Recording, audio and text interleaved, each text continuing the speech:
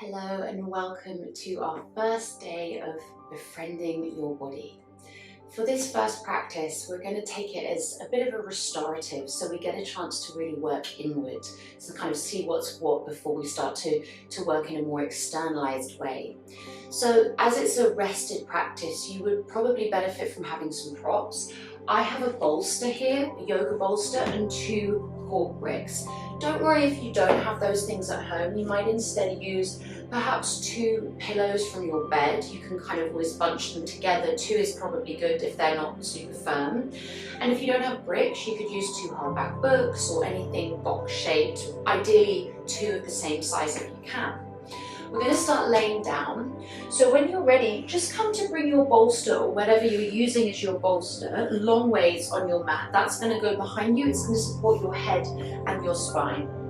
And you're going to take your two bricks, whatever you're using as bricks, set them up either side of your mat. If you've got cork bricks like this, go for the second height.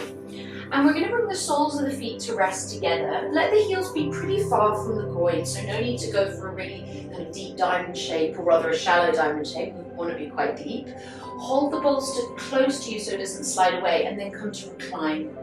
Letting the head rest down, and then you'll let the bricks support your thighs. So even if you feel more open and you could bring them flat or even loose them all together, start with more support than you think you need. There's a reason we're doing this.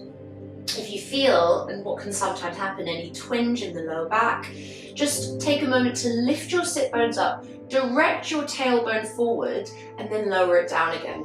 And that just gives you a bit more length. Come to place one hand, left hand onto your heart, right hand onto your belly. Close the eyes down for a moment or soften your gaze. Take a deep breath in, filling the lungs, filling the belly, filling the back of the body. And exhale, sigh out. Inhaling, sighing out. Inhaling deeply, and then as you get to the top of the inhale, hold the breath in. And then sigh the breath out. If you can, hold the breath out for just a brief moment. And then a deep inhale. Hold the breath in. Sip a little bit more breath in on top of that breath. Hold there. And exhale, empty out. As you empty that breath, let the arms drop by the sides. You can keep them there if it's comfortable, but you might find it's more relaxing to let the arms drop. Notice the effect of allowing your breath to go deeper there. When we breathe, we create this beautiful gateway into the body. So you can think of your breath like a bridge. And so we know what happens when we're stressed, anxious, sad, or just kind of not wanting to go into feeling our emotions. Our breath becomes shallow and it kind of cuts us off from our body. And it puts us very much in our head and the ideas in our head about our body. So it's really important to establish this bridge, if you like. So really, we're going to mainly focus on that today. Of course, we'll be moving through various postures, but ultimately we're just getting used to our breath as a bridge. And so you can visualize, if you find it helpful, with the breath, just kind of each time you inhale, that bridge is just kind of deepening or lengthening. It's going further. And as you exhale, you kind of solidify that connection. So if there was a perceived gap between your awareness in your head and the feeling in your body, we're closing that gap with the breath. You can use the visual of a bridge. Maybe you prefer to work with maybe dropping an anchor. So for example, if your mind is the waves, your body is the ocean. So the mind can still be there, of course it's there. The waves might be quite turbulent, that's fine, but we just use our breath to go underneath. So we're using the breath to drop awareness into the body. And as you breathe in, just noticing, how is my body feeling? You don't need to name how it feels, or even, and certainly not judge it, but just feel the feelings. So notice sensations of heat, of cold, of intensity, of softness. Notice how you can meet those sensations with your breath, a bit like a balm. So to give you an example of this, where I feel a little bit of heavy sensation in my chest, I'm going to send my inhale there and feel a lightness come in, just to soothe and brighten that heaviness. And perhaps in another area of my body, my hips, they're feeling quite, kind of just a bit, there's tightness there, there's a bit of heat there that might suggest there's tension. But I'm not worried about it being tension, I'm just acknowledging the feeling. So I'm going to let my exhale direct to that area. And I'm going to feel how the exhale invites a cooling of the heat and a kind of soothing of that gripping feeling. So just experiment with this as you spend a little bit longer here in this posture. So where you feel feelings of weight and sluggishness in the body, you send your inhale to lift. And where you feel sensations of heat or gripping or soreness in muscles and joints, you send your exhale to soothe. And make no mistake, this is not because we're trying to fix or change anything. This is more just because we are recognizing the state in which we're in, and we're working with that natural state. So we're not fighting against our body and its natural reflexes and responses to external stresses. We're working with them. We're working with our body. It knows how to deal with these external forces.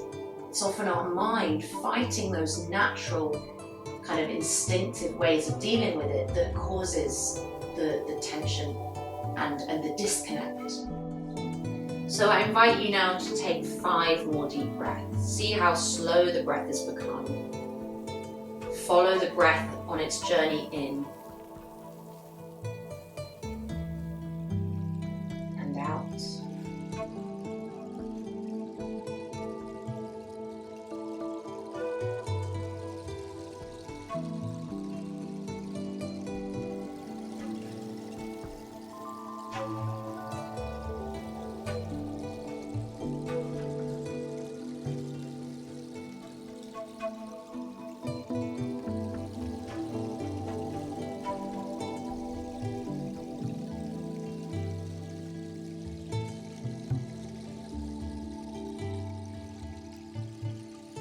Maybe making this next breath your last.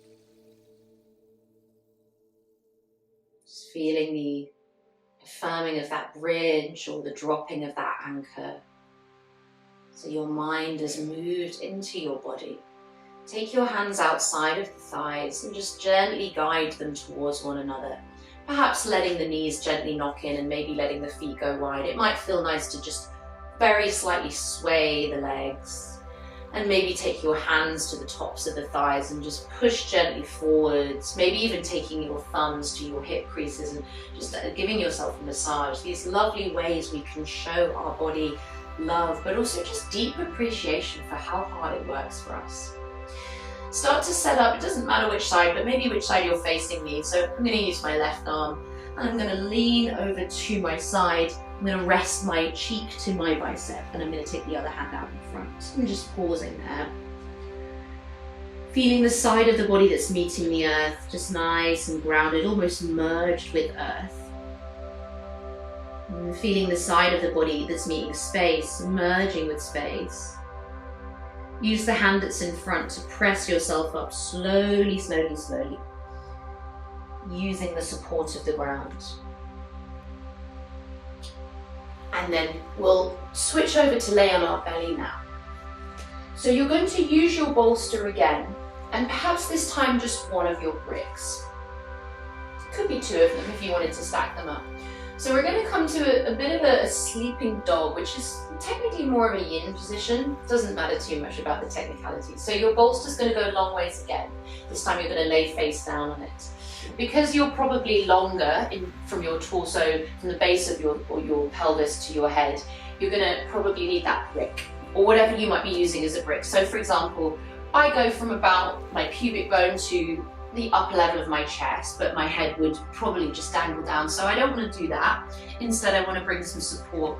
So in actual fact, maybe one brick is not enough here for me, so I'm going to actually stack them both up. You might be using a cushion, you might be using just something different entirely. So there I can give myself that extra bit of support. Just getting the head to rest, and then wiggle yourself around as much as you need. What we're doing here is we're deliberately bringing pressure to our belly. Now sometimes that can feel intense to begin with, so do make sure that you are at a comfortable position for your body. It's going to depend on the length of your bolster or whatever you're using as a bolster, but you just want to bring that pressure to the front of the body so we feel into our belly. Let the arms rest however is comfortable. I've taken my palms to face up so there's just less and less sensory distraction.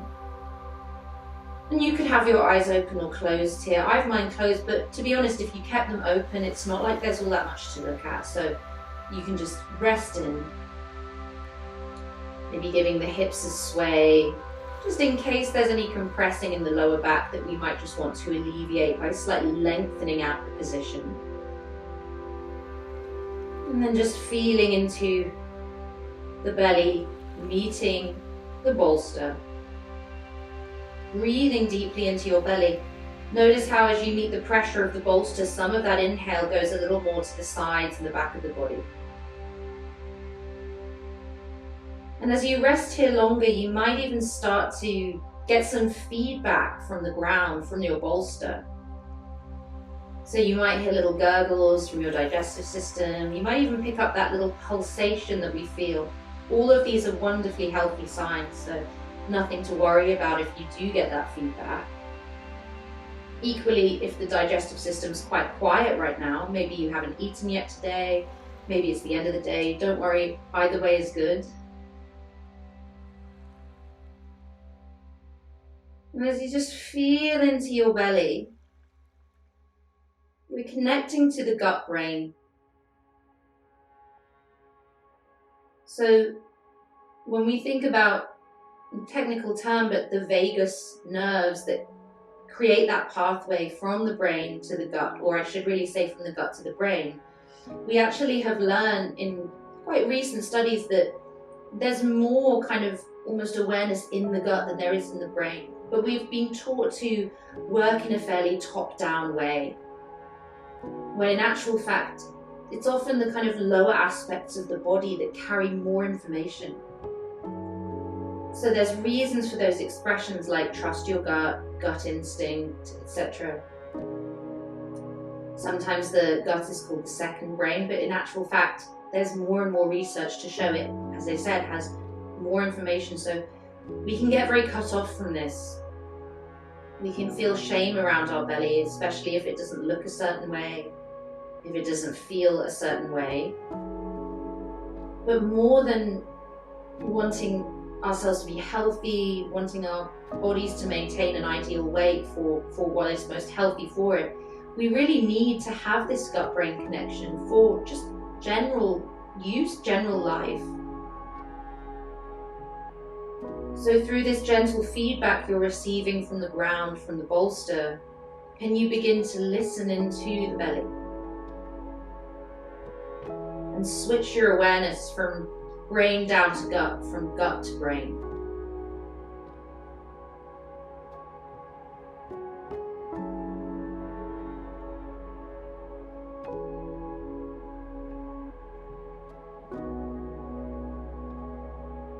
And notice the feedback you get.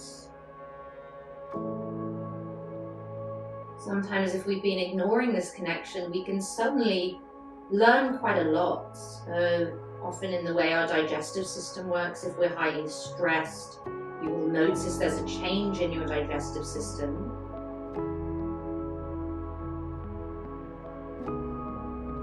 Sometimes with grief or sadness, we lose our appetite. That's pretty common. So that's all to do with this gut-brain connection.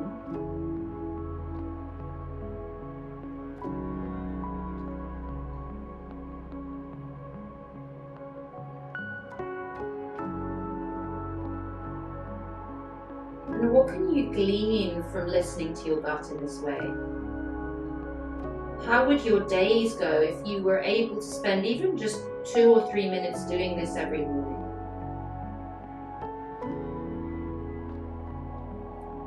Using your gut as the center of awareness, letting your gut and her needs inform how you spend your time, who you spend it with, what you eat, what you consume in other ways.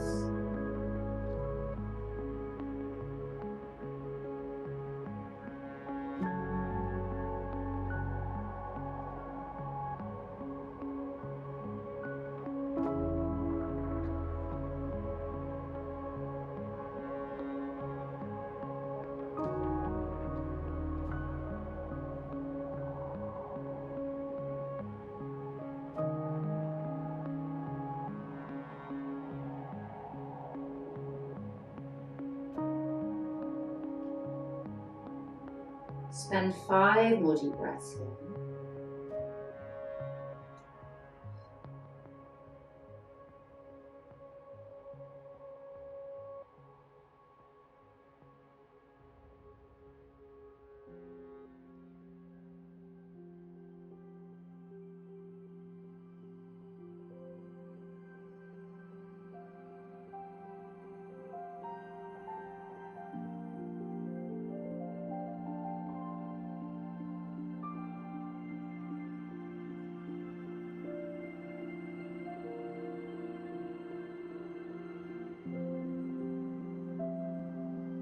Last couple of breaths. Notice if the breath does become shallow when there might be an unconscious resistance to listening in to the body in this way. Deep listening. And then we'll come out of this super slowly. So as you're ready, bring your hands just about to underneath your shoulders. Press down into the ground. We're going to come up to a tabletop position. So keep the head quite relaxed. Keep the eyes very softly open, maybe even closed if that works for you. Just take some time once you come up just to be still. There might be a little bit of movement back and forth. It might be kind of just a little bit of a sway of the hips. You might even take some very soft spinal waves. See what you feel you need.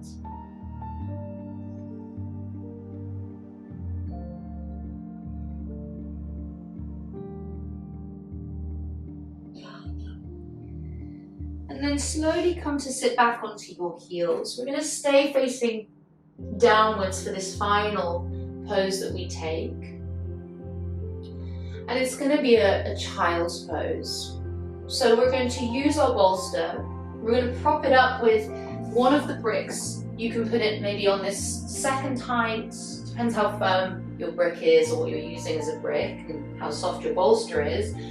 Take the knees wide, shuffle yourself close to the short edge of your bolster, and then take your other brick and you're going to pop it between your heels and sitting bones. So even if you find you don't usually typically need that support, accept it because it's nice to actually bring the ground up to you. And then once you've set that up, come to slowly lay forward. And you might find that once you lay forward, you can move the brick a little bit. I like to lay one ear down on my bolster.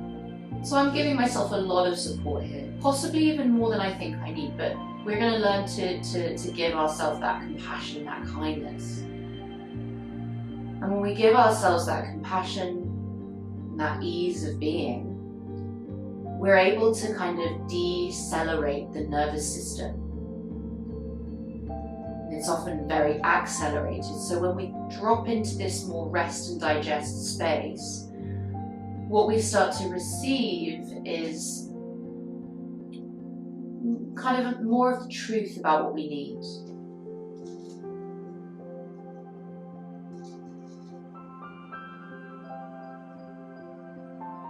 may even find as the body relaxes that the prop you put between the sitting bones and the heels can go, or you might keep it. It's totally as you wish. That if you are striving at all here, you're striving for the most comfort.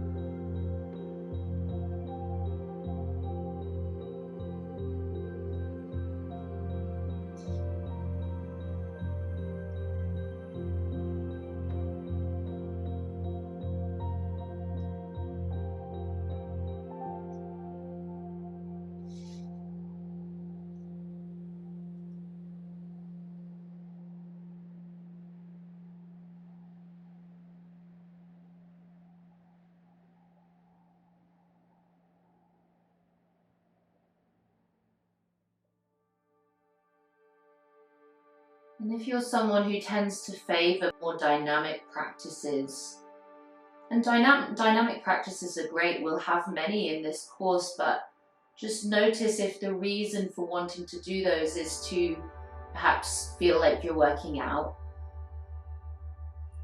or just to kind of skip through feelings fast, because when we flow, we're moving through things quicker.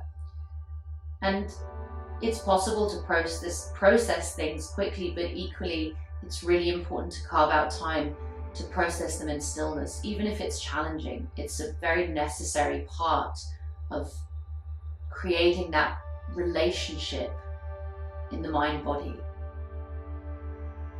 And I'm going to more increasingly call it mind-body because they are one and the same. We tend to think of them as separate, but in truth, they're really not.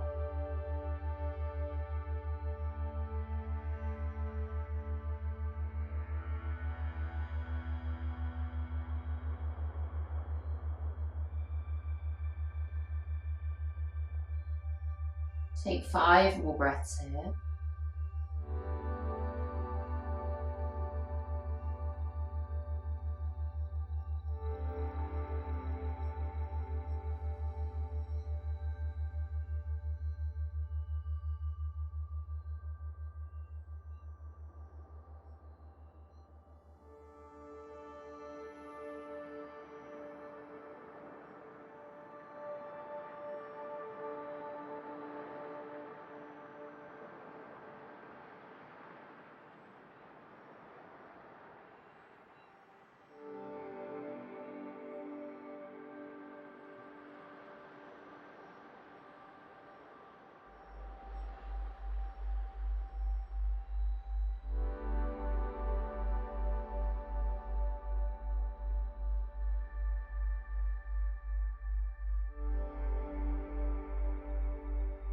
Start to draw your hands so the palms are flat to the ground, and then press into your hands. As you start to come up, let your chin be near your chest so that you're lifting your head as the very last thing.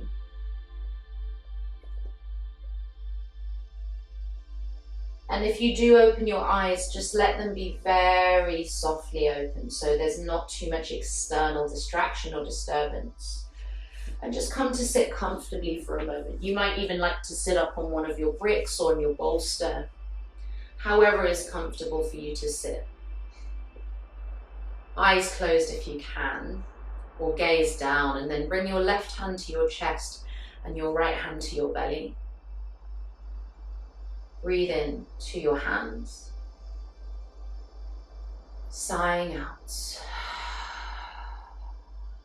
Notice how much longer the exhale lasts this time. Take a deep inhale again.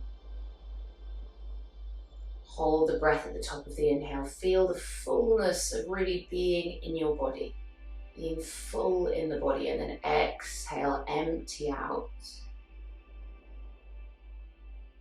Hold the breath out and feel emptiness. Inhale, full, deep, deep breath. Hold the breath at the top. Sip in some more air. Take in even more fullness of being in your incredible body. And exhale, let it go.